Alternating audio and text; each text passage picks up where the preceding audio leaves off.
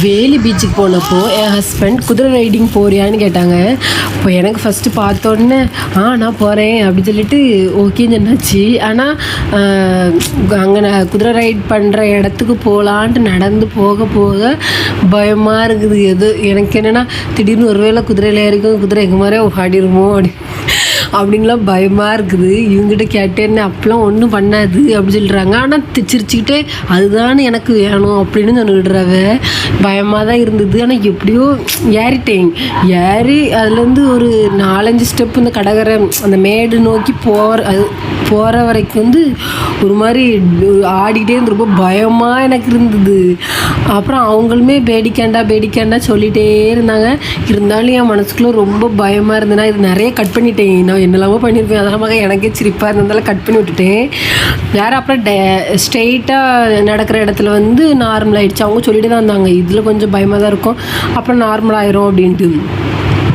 அது வேற குட்டி குதிரையாம், அடிக்கடி தலையை ஒரு மாதிரி இப்படி தூக்குது எனக்கு. ஆனால் அவங்ககிட்ட ஏன் அப்படி நான் பயப்படுறத பார்த்துட்டு அவங்களே இல்லை அது குட்டி குதிரை அது அப்படி தான் பண்ணும், ஒன்றும் செய்யாது குதிரை அப்படி இப்படின்னு ஏதாவது கதை பேசிகிட்டே இருந்தாண்ணா வந்தாங்க. இருந்தாலும் பேடிக்காண்டா சொல்லிகிட்டே வந்தாங்க. இருந்தாலும் எனக்கு பயமாக தான் இருந்தது. ஆனால் இப்போது ஸ்ட்ரைட்டாக போதில்ல, இந்த டைம் எனக்கு பயம் அவ்வளோவா இல்லை.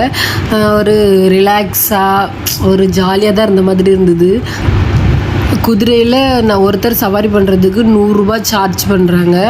நான் எங்கள் பாப்பாவையும் சேர்த்து வச்சு கூப்பிட்டு போகலாம் அப்படின்னு நினச்சேன். அதுக்கு எக்ஸ்ட்ரா 50 ரூபா கேட்டாங்க. சின்ன குட்டி பாப்பா தானே அப்படின்னு கேட்டப்போ இல்லை 50 ரூபா அப்படின்னு சொன்னாங்க. அதனால வேண்டாம், அவளும் திடீர்னு பயந்துட்டானா வேற குதிரை இங்கே தெரிச்சு ஓடிடுமேனு பயம், அதனால் வேண்டான்ட்டு வச்சிட்டோம். ஆனால் அவங்க சொன்னாங்க வந்தப்புறம் உங்கள் பாப்பா குட்டி வச்சு நீங்கள் ஃபோட்டோ எடுத்துக்கலாம் அப்படின்னு சொன்னாங்க. சரி ஓகேன்ட்டு ஃபோட்டோ தானே நாங்கள் வீடியோவே எடுக்கணுன்ட்டு 2-3 வீடியோ மடக்கி எடுத்தோம். ஆனால் இவங்க என்கிட்ட சொல்லிட்டே இருந்தாங்க இது என்னது அந்த தொப்பிலாம் வைப்பாங்கல்ல இந்த குதிரை ரைட் போகும்போது அந்த தொப்பிலாம் வாங்குவாங்கன்னு சொன்னாங்க.